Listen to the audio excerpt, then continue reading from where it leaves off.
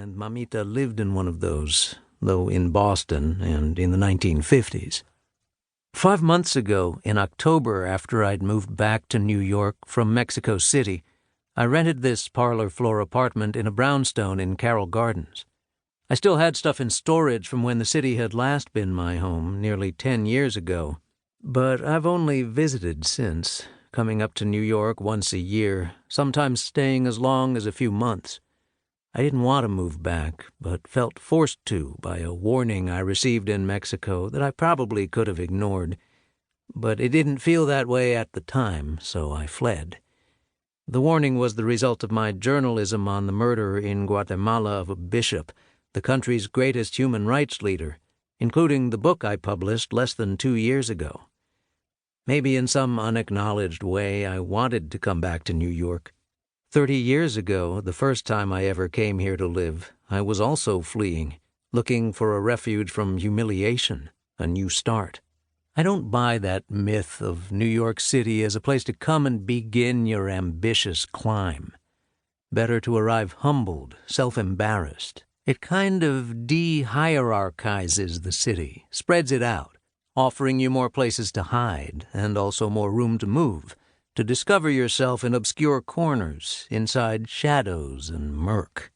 In the past, not wanting to miss out on the chance for some ever-elusive apotheosis, clinging to a relationship or some romantic delusion, I wouldn't have taken the time for all these trips home to Boston to see Mamita.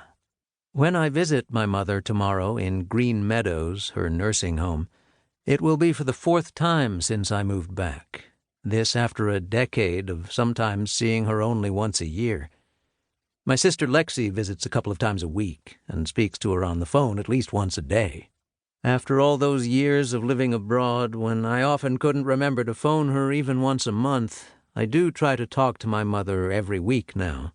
She hasn't felt so present in my life since I left home for good at 18. It seems now like she's always just a quick thought away, and I like to picture her in her room at the nursing home with her patient rabbit smile, waiting to resume our conversations. I was a little puzzled when I noticed that I'm not in any of the framed photographs on her windowsill and wondered what the reason was. Really, I should just bring her a picture now. 2 photos of Mamita with her own mother are displayed there. One from when she was in her mid-20s and Abuelita came to Boston to help her move into that boarding house and get her settled. The other is from a few years before Abuelita died, when she looked quite a bit like my mother does now, puffy around the eyes, eyelids drooping. There's a photograph of Lexi from when she went to Guatemala during a college summer vacation. She's standing on the rough stone steps of the famous old church in Chichicastenango, smiling zestily, surrounded by the usual kneeling Maya shamans with their smoky incense censers, lighting candles, beseeching and casting spells for their clients.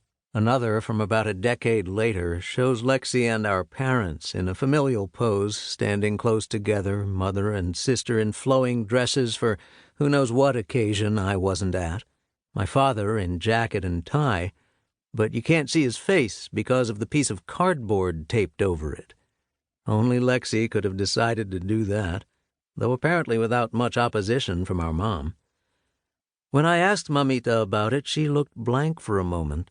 Then there was a flicker of recognition in her eyes, and she dismissively clucked her teeth like she does, and said, no sé, Frankie.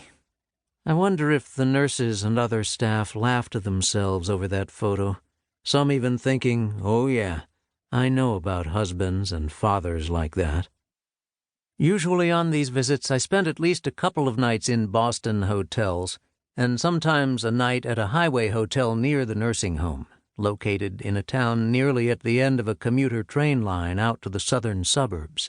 If I have to live up here again, for however long it turns out to be, this seems as good a time as any, when my mother has obviously started her mental and physical decline, but for the most part is still lucid enough to have good conversations and giggles with.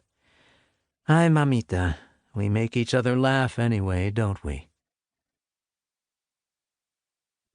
I head down the sidewalk in the cold March, just pre-dawn dark.